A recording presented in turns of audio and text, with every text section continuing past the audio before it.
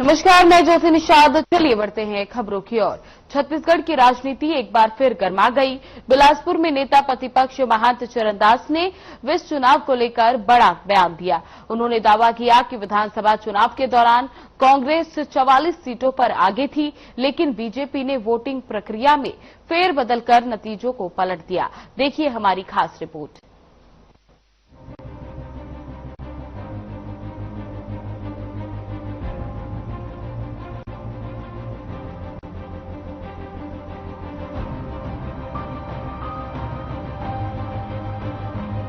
बिलासपुर में आयोजित एक प्रेस वार्ता के दौरान नेता प्रतिपक्ष महंत चरणदास ने पूर्ववर्ती विधानसभा चुनाव को लेकर गंभीर आरोप लगाए।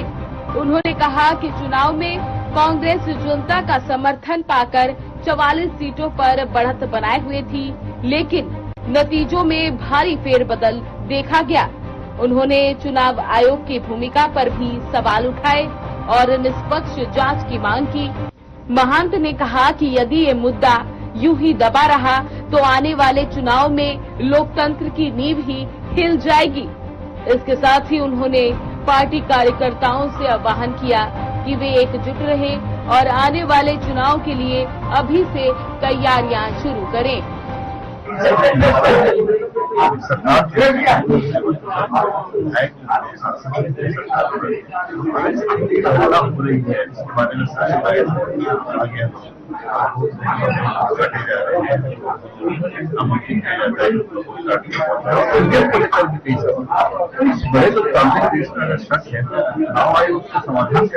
समाधान नहीं कर सकती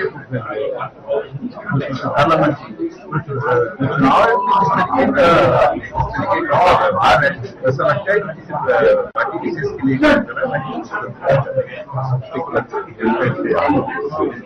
जैसे जैसे धीरे धीरे लोगों को पता चलेगा चोरी कैसे हो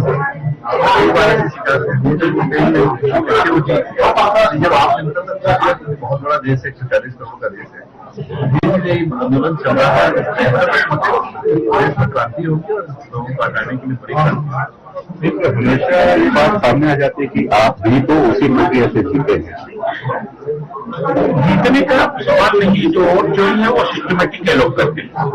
आप पिछले विधानसभा में देखेंगे तब छत्तीसगढ़ में जो लोकसभा में इनको वोट मिला तो 23 लोकसभा में 60 सीट जीत, ये उस पैटर्न में सेट करते हैं। इसमें जगह फेल जरूर हो जाती है, परंतु 100% वोट चोरी होती है। इसका सबसे बड़ा उदाहरण एक और है, छत्तीसगढ़ में जब जितनी प्रत्याशी लड़ा तो उसको 1 वोट मिलेगा, 0 वोट कैसे मिलेगा, ये प्रश्न है चुनाव आयोग से।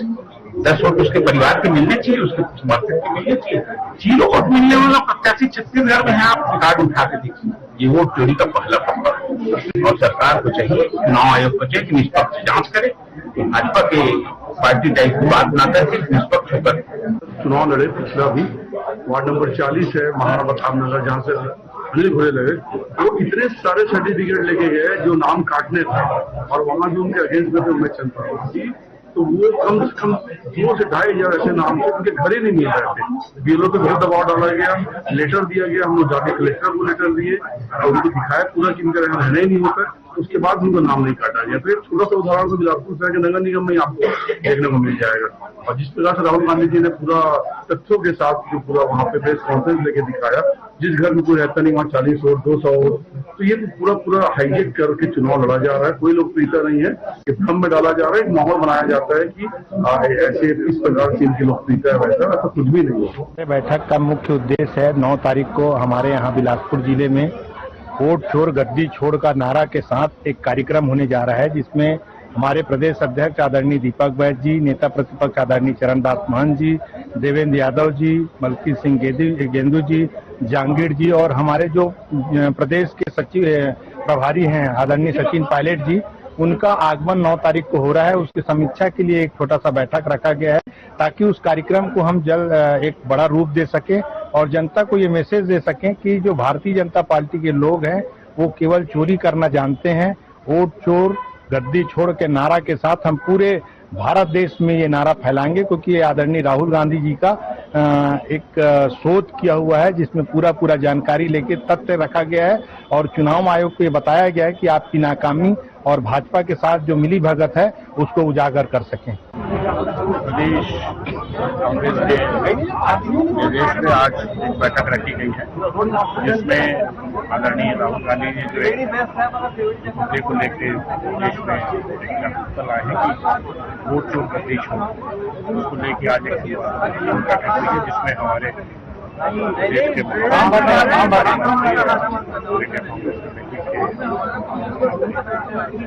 सचिन पायलट आ रहे हैं, उनको उनकी राजभवन को लेकर तैयारी की गई है जिसमें हमारे प्रदेश के सीएलपी लीडर चरणदास महंत जी, प्रदेश के सचिव हमारी सचिव जावेद साहब,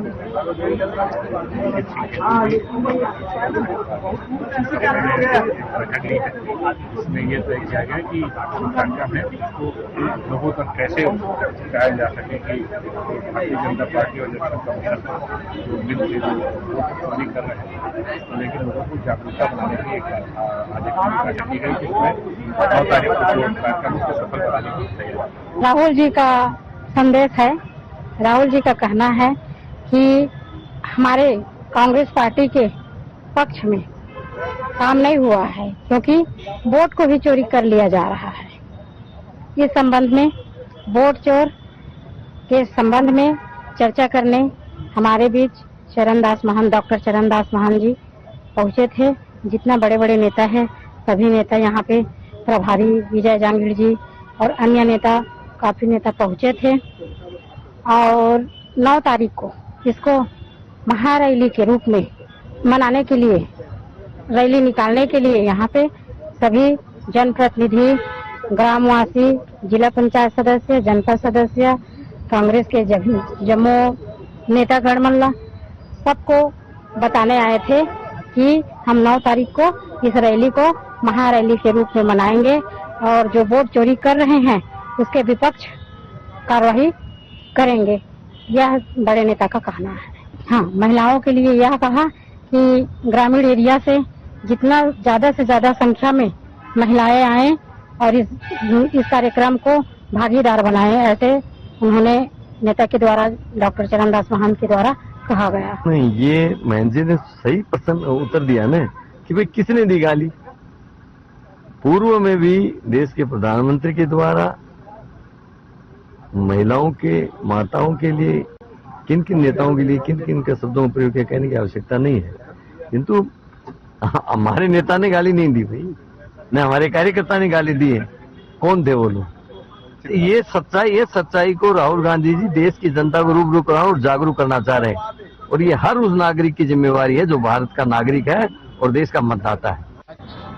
जिला कांग्रेस कमेटी के द्वारा प्रदेश कांग्रेस कमेटी के तत्वाधान में एक महत्वपूर्ण बैठक का आयोजन किया गया था जिसमें आने वाले 9 तारीख को हमारा प्रभारी आदरणीय सचिन पायलट जी बिलासपुर में आ रहे हैं।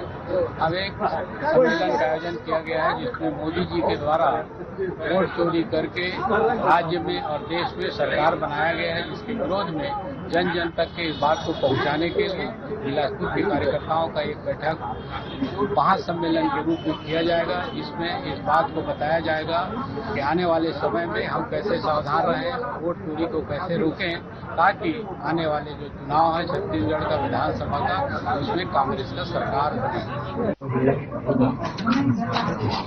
माननीय मुख्यमंत्री जी जिन अपने बड़े बड़े लोगों को गए थे उनमें से कितने लोग अभी रिटायर होने वाले हैं, रिटायर हो चुके हैं।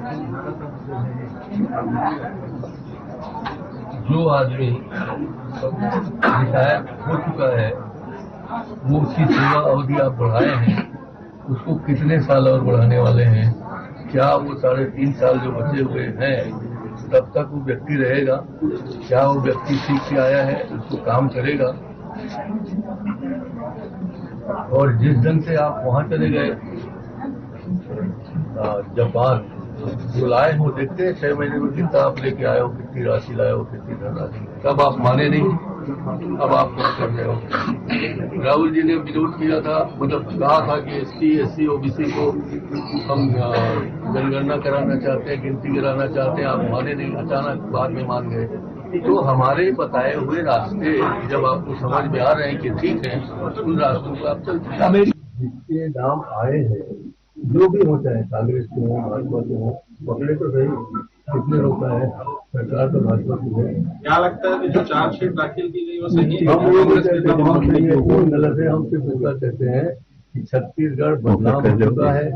यहाँ ड्रग जिस ढंग से फैल रहे हैं, बाजारों में, क्लबों में, गांव में, मुझे कहने में शर्म नहीं आ रही कि मेरे गांव में भी आजकल सूखे नशे टेबलेट के रूप में बांटे जा रहे हैं, मिल रहे हैं बड़े सस्ते। महंत चरणदास के इस बयान ने छत्तीसगढ़ की सियासत में एक बार फिर गर्मी ला दी है। अब देखने वाली बात होगी कांग्रेस इस मुद्दे को कितना आगे ले जाती है और बीजेपी इस पर क्या प्रतिक्रिया देती है।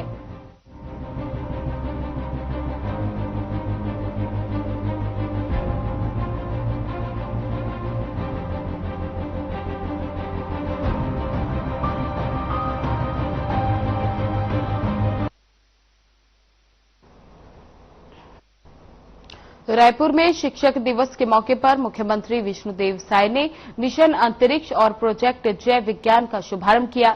इस कार्यक्रम में अंतरिक्ष यात्री ग्रुप कैप्टन शुभांशु शुक्ला ने बच्चों के साथ अपने अंतरिक्ष अनुभव साझा किए और कहा कि उनकी ये उपलब्धि देश के युवाओं के लिए प्रेरणादायी है। मुख्यमंत्री विष्णुदेव साय ने इस मौके पर शुभांशु शुक्ला को बधाई देते हुए कहा कि शिक्षा और विज्ञान से जुड़े आयोजनों की अगुवाई जब मुखिया करते हैं तो इसका सकारात्मक असर पूरे प्रदेश पर पड़ता है। कार्यक्रम में जिला प्रशासन रायपुर और साथ ही माइनिंग फाउंडेशन ऑफ विज्ञान भारती के बीच दो अहम समझौते हुए। मुख्यमंत्री विष्णुदेव साय ने कहा कि इन पहलों से विद्यार्थियों में वैज्ञानिक दृष्टिकोण और नवाचार की भावना बढ़ेगी। वहीं शुभांशु शुक्ला ने बच्चों को अंतरिक्ष विज्ञान में आगे बढ़ने की प्रेरणा दी। कार्यक्रम में मंत्री, अधिकारी, छात्र और शिक्षक बड़ी संख्या में मौजूद रहे।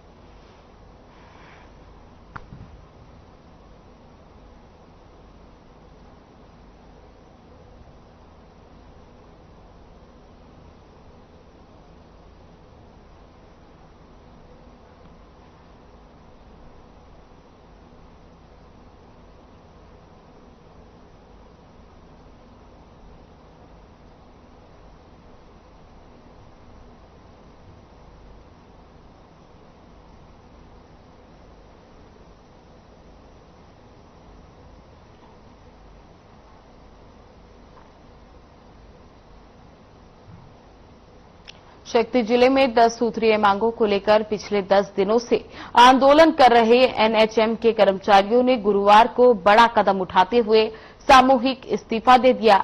शक्ति जिले के करीब 200 संविदा स्वास्थ्य कर्मचारियों ने सीएमएचओ के अपना त्यागपत्र सौंप दिया और चेतावनी दी कि जब तक मांगों को पूरा नहीं किया जाएगा तब तक आंदोलन जारी रहेगा।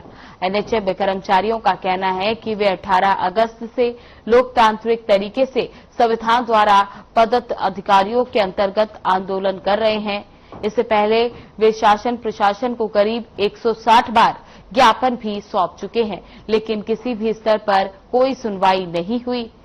कर्मचारियों ने आरोप लगाया कि आंदोलन के दौरान जहां प्रशासन की ओर से चेतावनी और बर्खास्तगी के आदेश तेजी से भेजे गए, वहीं उनकी जायज मांगों के निराकरण में कोई गंभीरता नहीं दिखाई दी। कर्मचारियों ने कहा कि प्रदेश अध्यक्ष डॉक्टर अमित मरी ने सीएम से हस्तक्षेप की अपील की, मगर उसी दिन शाम को ही बर्खास्तगी पत्र जारी कर संवाद की भावनाओं को खत्म कर दिया गया। एनएचएम कर्मचारियों ने इस कार्रवाई को दमनकारी और संवाद में बाधक बताया। उनका कहना है कि शासन प्रशासन के इस रवैये से ये साफ होता है कि वे समाधान नहीं चाहते। इस निर्णय के विरोध में प्रदेश भर के 16,000 एनएचएम संविदा कर्मचारी आक्रोशित हैं और सामूहिक त्यागपत्र देने को मजबूर हैं।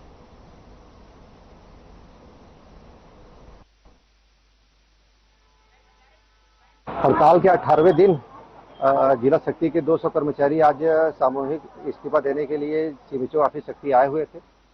हम लगातार अनिश्चितकालीन हड़ताल पे बैठे हुए हैं। हमारी 10 सूत्री मांगे हैं। शासन को हमने कई बार आवेदन निवेदन किया, कम से कम 160 से 170 बार हमने ज्ञापन दिया।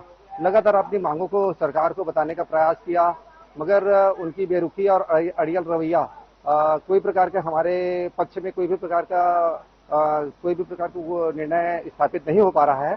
और लगातार हमने कई बार संवाद भी करना चाहा, मगर वो लगातार हमसे भागना चाह रही है और हमारी जायज मांगों पे कोई विचार नहीं कर रही है।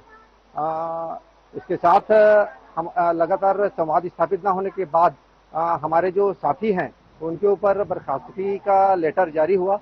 इसलिए हम सारे हमारे एनएचएम कर्मचारी हैं भारी आक्रोश में हैं और इसी कारण हम सारे लोग आज सीएमएचओ शक्ति में सामूहिक इस्तीफा देने के लिए आज आए हुए हैं और सारे जिले में यही सामूहिक इस्तीफा का आज कार्यक्रम हो रहा है।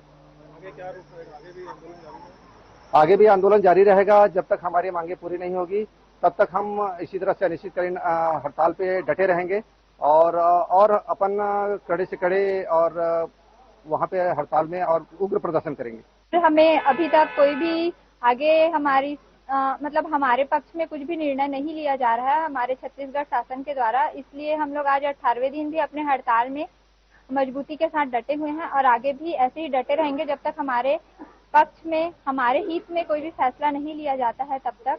और ये जो सामूहिक इस्तीफा हम लोग जो दे रहे हैं वो हमारे प्रांतीय टीम से 25 लोगों की बर्खास्ती कर दी गई है। इसलिए आज हम इस सामूहिक इस्तीफा दे रहे हैं।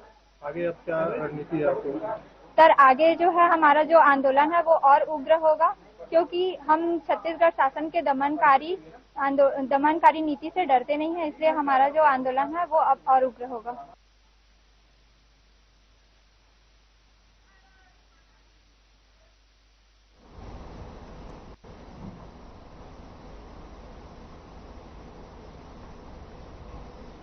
खबर दुर्ग से है, जहां एनएचएम कर्मचारियों को सीएमएचओ कार्यालय का घेराव करने के लिए पहुंचे कर्मचारियों के हाथ में नियमितीकरण की मांगों की तख्तियां दिखाई दी। वहीं कर्मचारी नारेबाजी करते हुए कार्यालय तक पहुंचे। हालांकि पुलिस प्रशासन ने कार्यालय के सामने बैरिकेड लगाकर जवानों की तैनाती कर रखी थी, लेकिन स्वास्थ्य कर्मी जमीन पर बैठकर प्रदर्शन करने लगे। आपको बता दें कि स्वास्थ्य मंत्रालय के आदेश की प्रांतियां जलाने के बाद 16,500 कर्मियों ने सामूहिक इस्तीफा दे दिया।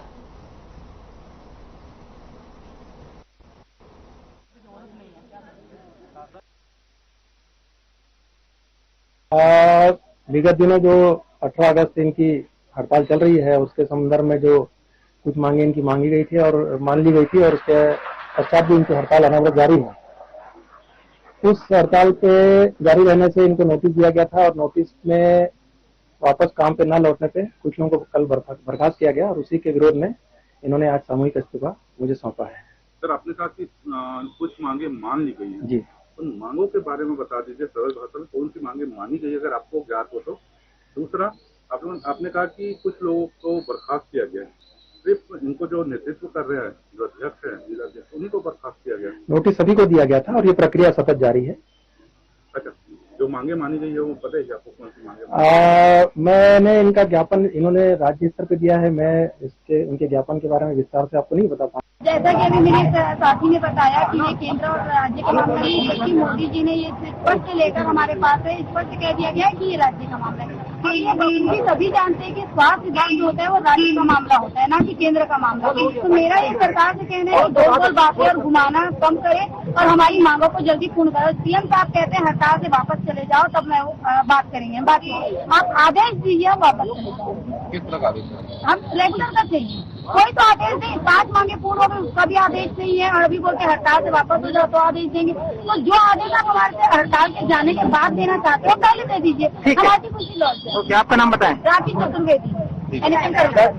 यही बोलना चाहत हो, विधायक मन के पेमेंट इतना ज्यादा है, ओकर पीछे 4-4 ठने पुलिस गाड़ी लगते, ठीक है।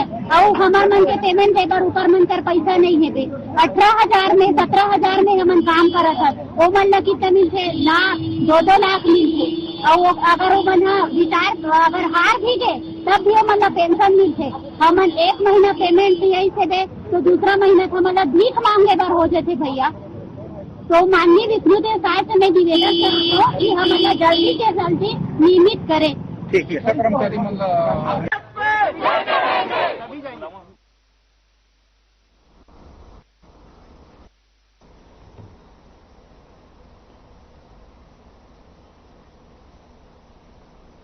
रायपुर में मुख्यमंत्री निवास पर प्रकृति पर्व भादो एकादशी व्रत 2025 कर्मा तिहार कार्यक्रम का आयोजन किया गया। सीएम विष्णुदेव साय ने पारंपरिक विधान से पूजा अर्चना कर कार्यक्रम की शुरुआत की। इस कार्यक्रम का आयोजन छत्तीसगढ़ी आदिवासी कंवर समाज युवा प्रभाग रायपुर ने किया। इस मौके पर सीएम विष्णुदेव साय ने कार्यक्रम को संबोधित करते हुए कहा कि हमारी संस्कृति हमारे पूर्वजों का अमूल्य धरोहर है। इस संस्कृति और परंपरा को जीवंत बनाए रखना न सिर्फ हमारी जिम्मेदारी बल्कि नैतिक कर्तव्य भी है। ऐसे पर्व और परंपराएं समाज को एकजुट होने का अवसर देती हैं। आज कंवर समाज काटीबंद रायपुर क्षेत्र के तरफ से भादों का आज एकादशी है और आज कर्मा तिहार का आयोजन यहाँ पर किया गया था। उनका आग्रह था कि हमारे सीएम हाउस में इसका आयोजन करें और क्योंकि अपने पास एक बड़ा हॉल मौजूद था तो आज सब लोग आए और कर्मा तिहार का यहाँ पर आयोजन हुआ। और ये जो एकादशी का एक कर्मा तिहार है इसमें हमारे समाज की बेटियां उपवास रहती हैं दिन भर और ये जो कर्मा पेड़ का डगाल आप लोग देखे होंगे स्थापित किए हैं। इसको इज्जत के साथ जंगल से लाते हैं पूजा पाठ करके और यहाँ तो सीएम हाउस है, नहीं तो गांव में एक अखड़ा होता है। अखड़ा में गांव का गणमान्य व्यक्ति पूजा उजा करके वो भी स्थापित करता है और हमारी बहन बेटियां नया कपड़ा पहन के और पूजा पाठ करके कहानी सुनती हैं। कोई गांव का बुजुर्ग कहानी कहता है और मुख्य रूप से ये कर्मा का त्योहार हमारी बेटियों के लिए एक उनको अच्छा वर मिले, अच्छा घर मिले, इसके लिए उपवास करती हैं और एक कर्म राजा। छत्तीसगढ़ बीजेपी युवा मोर्चा के नवनियुक्त प्रदेश अध्यक्ष राहुल योगराज टिकराहा दुर्ग जिले के दौरे पर रहे, जहां भिलाई युवा मोर्चा ने सुपेला घड़ी चौक पर उनका भव्य स्वागत किया। इस मौके पर युवा मोर्चा भिलाई के उपाध्यक्ष सौरभ जायसवाल के साथ युवा मोर्चा के सभी कार्यकर्ताओं ने उनका गर्मजोश के साथ स्वागत किया और नवनिर्वाचित होने पर उन्हें हार्दिक बधाइयां और शुभकामनाएं दी। इस मौके पर राहुल योगराज टिकरिया ने कहा कि संगठन ने जो भी जिम्मेदारी उन्हें दी है उसके लिए वे शीर्ष नेतृत्व का आभार जताते हैं और संगठन को मजबूत करने की दिशा में लगातार कार्य करेंगे।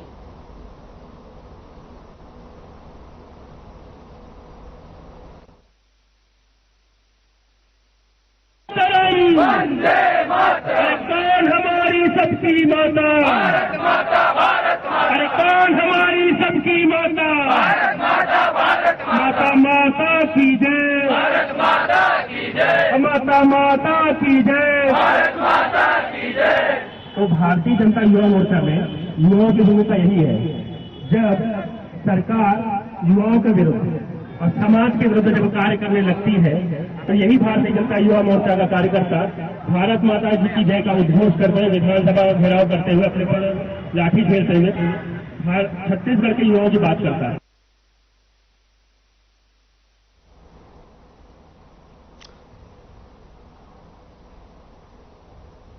फिलहाल बुलेटिन में बस इतना ही। बने रहे हमारे साथ। नमस्कार।